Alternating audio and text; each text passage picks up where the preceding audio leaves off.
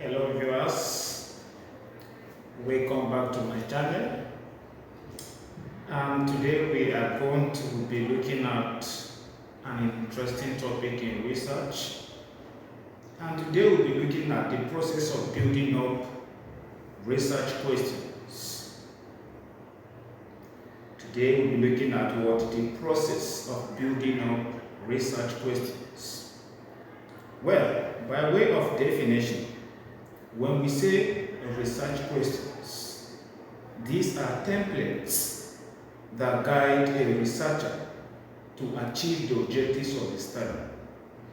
So research questions are templates that guide a researcher to achieve the objectives of the study. And basically, the objectives are what the study set to achieve. Now, what are the processes of building up a research question?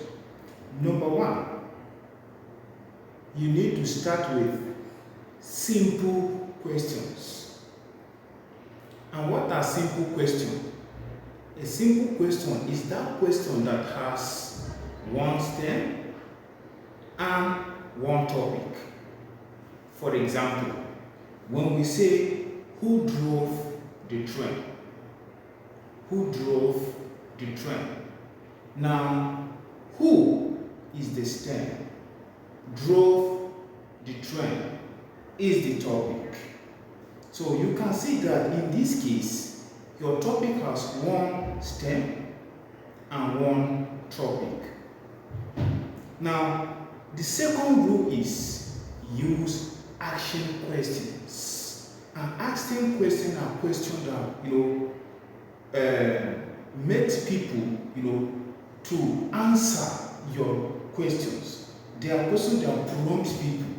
They are action-oriented questions. They are not stoppers. So use action questions that will demand people to respond to what you're saying.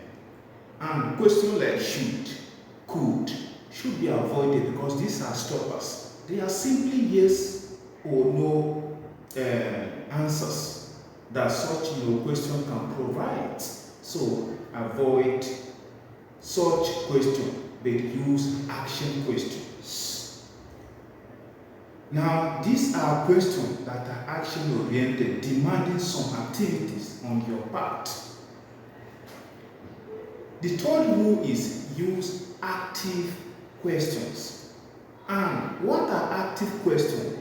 These are questions that are designed for the question for the researcher to be able to generate answers.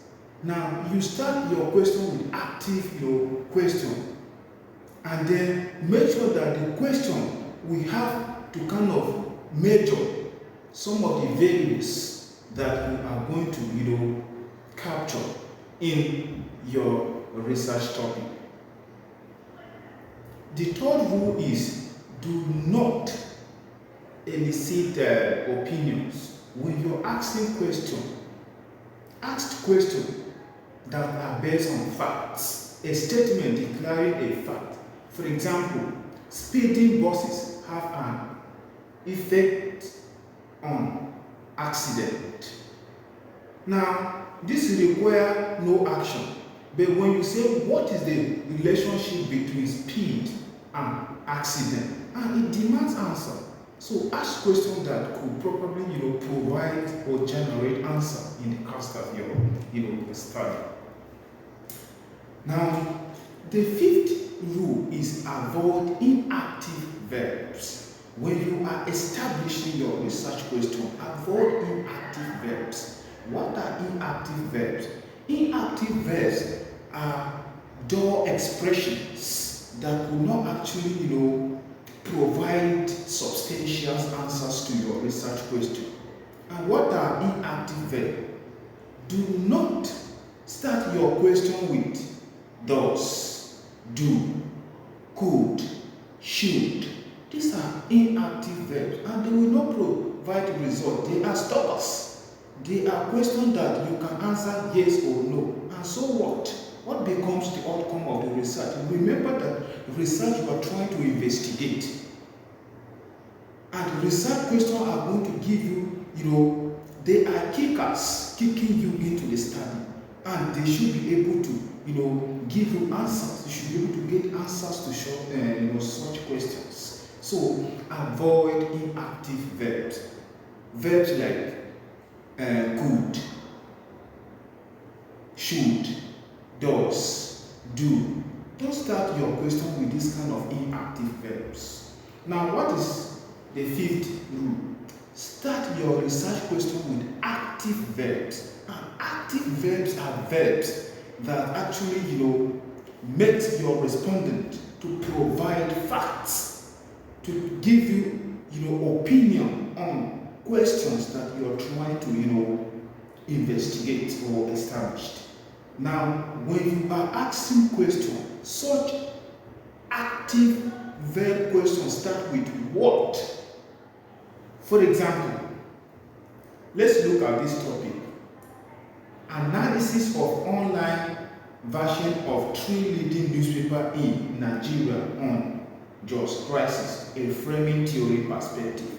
Now look at this research question. Number 1, what were the most dominant themes in newspaper articles of the just crisis? Research question 2, what were the dominant sources used in newspaper stories of the just crisis? Research question 3, what were the tones of newspaper reports? Question 4, what types of byline were used by newspapers? And research question 5, what were the most frequently mentioned causes of the just crisis? You can see active verbs that were being used at the beginning of each of the research questions. And this is how a good research question should be crafted or created, so that it could actually or it could substantially address the variables in your in your objectives or in your research, in your questions. And when you are also casting your research question, always remember this acronym SMART. And what does SMART stand for in research question? Number 1, SMART, the S stand with specific, which means your research question should be specific, straight to the point. What is it that you want to investigate? It should be specific. Now, number 2, we have measurable. Your research question should be measurable. Now, number 3 should be achievable. A is standing for achievable.